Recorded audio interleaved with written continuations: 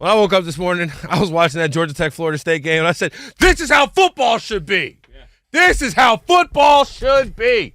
Thank goodness we are back, live and in action, even though it's this little appetizer called Week 0 before the main course, which will be Week 1 of college football next week. Then the week after that, it'll be Week 1 of the NFL. And then after that, all you got to remember, just add one to the NFL week, and that's where you are in college football. That's my trick. BJ, what's yours?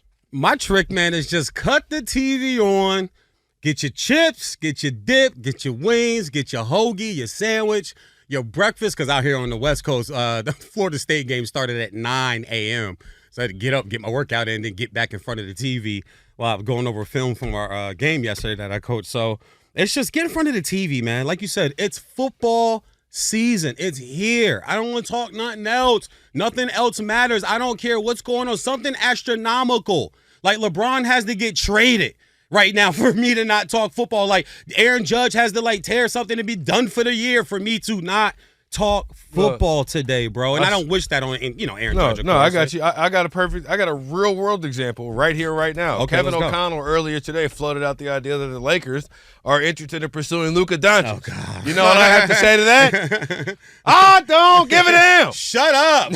Shut up. It is football season. And you know when I knew? Shut your mouth. That it was football season. You know when it was official? After, in the post-game interview, when Georgia Tech head coach said, what is the game? Keek. He says this. Handoff, Williams spinning into the end zone. He didn't say that. That's what the announcer said. That's cool. All right, I'll try one more time. After the game, in the post-game interview, the Georgia Tech head coach said this. We don't have it. We don't have it. He said, you know what he said, VJ? I heard it. Go ahead. The announcer, the sideline reporter asked him, how'd you think about the way your offensive line played today? Mm-hmm. And he said, he looked at her and he laughed, and he goes, we run the ball. Yeah. Oh, there we go. There we go. One more time. Run the ball. Run the ball. Football 101. I heard that, and I said, you know what? It feels so good to be back. Football 101 in the VJ Verna Husky book of football. Run the football, stop the run. It starts there. And that offense on, let me tell you something about that Georgia Tech team, okay? Oh, and real quick first, I don't want to cut you off, but I do want to say this about Florida State pregame. Before we get into actual nuts and bolts of the game, Florida State, walking into this game, you could see it in their eyes, feel it in their pads, and hear it from their fans. They were still salty about last year. They haven't forgot about last year. Yeah, that's where I was going to go. No, they have not forgot about last year. Booing Kirk Herbstreit at the college game day situation. I saw tweets from Danny Cannell and Bud Elliott saying, oh, no, these guys are fired up. They're mad. They're mad. Well, now it's time to prove it on the field. And on the field, you got ran through your face. Yeah, they got ran through the face because Georgia Tech has a very good offensive line. They got a veteran offensive line, and those guys use pad power. I call pad power when you just put your pads against the other man's pads and you push him against your will. That's what makes football. I say this all the time. That's what makes football the ultimate sport. There's nothing better than football because you can't hide, you can't disguise, you can't front, you can't fake, and there's definitely no flim-flam and fluff involved. It is man on man, me on you, human body on human body. You've been squatting, you've been doing your bench press, you've been doing your clean, you've been doing your running, you've been doing your up and downs, you've been doing your leg chop. Have you been working to get to this point? And something else he said in the post game that really resonated with me. They've been going against themselves for the last 8 months. So to get on the field today, you really don't know what you're going to get. There's no scrimmages. There's no preseason in college football. That's what makes week 0, week 1, whatever people want to call it, really, really good. I was watching McNeese State, and I don't know one player from McNeese State, but it was college football. It was real. It was going to be, somebody's going to be 1-0 or 0-1. And once again, it's the beauty of the physicality of football. It is me on you, my 11 on your 11. Let's go. That's what made this game a great game. Georgia Tech should get a lot of credit for their offensive line. And that Florida State defensive line, guys, just think about the guys they put in the NFL over the last 2 seasons. And then they just kind of plug and play there now. It's that type of system again. Not quite like Bobby Bowden, but it's good. They're just going to plug and play the next guy in who got plenty of playing time last year. Might not have been a starter, but for them to dominate the line of scrimmage today was impressive as a running football guy I am. And Florida State's got more questions than I thought because they got pieces. But you already know who my number one question mark is with Florida State. I don't have to say it. Everybody should know that by now. I mean, and it showed today a little bit. But he was not nearly there were games and DJ Uiagalelei. Uiagalelei. Yep, 2 lays on the end. There you go. Uiagalelei. Yep. Uiagalelei. I'm out of shape. It's been a few months. I had to since he was at Oregon State. I got to work the jaw muscles out and get it. Uiagalelei. Yeah, DJ Can you do the Uiagalelei. Tennessee quarterback, Nico? No. Me neither. Me neither. In my mama. Stop. It sounds like I'm saying Islamabad from Pakistan. No. Yeah, stop. DJ U was not the reason that Florida State lost today. He was not. Did he play great? No. I'm not trying to say that he was going to be sitting up there in New York for the Heisman. I'm not saying that this is a performance that he will write home about. I'm not saying that his parents are going to print the box score out and put it on the fridge and say, "What a good job, son." Yeah, Big Dave might. Not after this game. But he played well enough that Florida State would have won the game had they not gotten shoved around left, right, and center at the point of attack all day. That was the biggest problem. Well, I agree with you. He's not the reason they lost. He could have been the reason they won. But he could have been the reason they won, and he wasn't. There are still throws that he makes. And once again, I pause the TV, I rewind, and I go look at the quarterback, his feet. And there was an out route. And even the color guy, I forget what, Palmer. He said it. This is a makeable throw. It's a 10-yard out.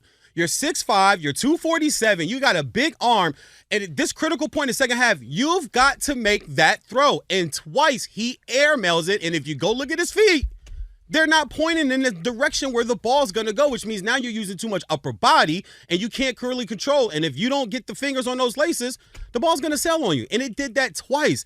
I just believe at this point that he makes that throw 10 for 10. You can't miss those throws. So if you make those throws, I think it's a different game in the second half. Well, he'd be a different player at this point if he made those throws. He's not making those throws. No, that's the point. That's the point I'm making, though. Here 5, 6 of his He's college on his career. third college team. It's not happening. But do you agree that they should be, though, at this point? No, because they're not going to. He's just not a pro. He's just not. So you don't think, okay, I get that. He's not going to get, we have got the maximum. We have got the maximum level out of DJ Uiagalelei that we will get. No, I agree, but that doesn't mean that there's a basic throw in the route tree that at this point in your career you should make 10 for 10. That's the point that I'm making. What I'm saying is at this point in his career, if you're expecting him to make any throw that's longer than 5 yards consistently, you're the one that's wrong. It'd be like it'd be like if you're a Raiders fan. I know we got a buddy who tweets us every week about the Raiders starting quarterback competition. Yes. It's like being a Raiders fan and being like, man, why can't Gardner Minshew outduel Patrick Mahomes? And it's like, because one guy is Gardner Minshew and the other one is Patrick Mahomes. I get what you're saying. But at this point in time in your career, what did the Indianapolis Colts last year with Gardner Minshew were a bad throw away from a playoff berth. Right? But did anybody expect Gardner Minshew to make a great throw? You thought it was a bad throw to want to hit the fullback in the hands and the flats and he dropped it? I thought it was a little behind him. But either way. Okay. Either way. Hit his hands, but either way. All right? Either way. Y'all can tell it's football season, Were you supposed to sit there and be like, oh, you know what? Gardner Minshew was supposed to lead the Colts to an AFC South Division lead. Well, no, of course not. DJ U played well enough in this game to win, and that's what you need out of a guy like him at this point in his career. Did he make gruesome, terrible pick six, fumble six type of mistakes? No, that's the point. You see what I'm saying? Think about how many quarterbacks we're going to see. This is college football. This ain't the pros. How many quarterbacks we're going to see look like they're catching the snap with their elbows and throwing with their feet? Yeah, all right. Right? It's going to be a lot of them. Hold on. The reason why I'm laughing, all you listeners and for our new producer, just so you guys know, Martin and I pretty much play nice from February to August, September. When it gets here, we just started football season, and we're already on opposite ends of the field. So you guys sit back because this is going to be great stuff. I totally, once again, disagree. If you are who you are, fine, but I still can critique your game and go, man, 5th year, 3rd team, number 1 recruit coming out, tied with BY, who's in the NFL going in his 2nd year now, won the Heisman, number 1 overall pick. You still at a critical point can't make a 10-and-out throw. The problem was why, bro? The people who ranked him number one, you know what they were? They were wrong. That's Yeah, what it is. you're right. They were wrong. Yeah. Like, that's all it is. That's what it boils down to. It's like being mad at the weather. It's like, it's like being mad at the sun because the weatherman said it was going to rain. Yeah. It's like, no, the weatherman was wrong. Yeah. He was wrong. All these people who had DJ Uiagalelei as the number one quarterback in the class were clearly wrong because C.J. Stroud now was the second quarterback in that class, if I believe so. He's a top 10 NFL quarterback. DJ U's on his third college. Ooh. Sidebar. You got him in your top 10? Ish. Okay, no, But I'm just saying the point remains that Okay. they were wrong. So if you're expecting more out of DJ Uiagalelei at this point, then you are wrong, just like these guys were wrong when they ranked him number one coming out of college, coming out of high school and going to Clemson. Now, with all that said, so where do you see? I had him as a playoff team. Are they still a playoff team? Because I don't think today's. I didn't think they were a playoff team. Okay, in general. I had them in my top 12 because I don't think today's game matter. Another thing about like when football season starts in the NFL. I tell people all the time, don't talk to me don't ask me the first 4 weeks. Let's just watch and enjoy. We don't know anything after week 1, week 2, week 3. Week 4, after week 4 going into week 5, you have a kind of idea of who could probably be good and who's probably going to be really bad. And then another 4 weeks by the middle of the season, the league starts to shape itself. Now we can really get into the nuts and bolts. With a 12-team playoff, I think a game like today was just a game, Martin, honestly, to just sit and enjoy because this one loss means nothing. Now, if they lose 2 more and they're sitting at 3 losses or 2 losses and they're ranked number 14, ranked number 15, people are going to go right back to today and say, well, they lost that Georgia Tech game and this team lost that. I think it'll matter then. We won't know until then. But with DJ as their quarterback, you don't have them as a playoff team.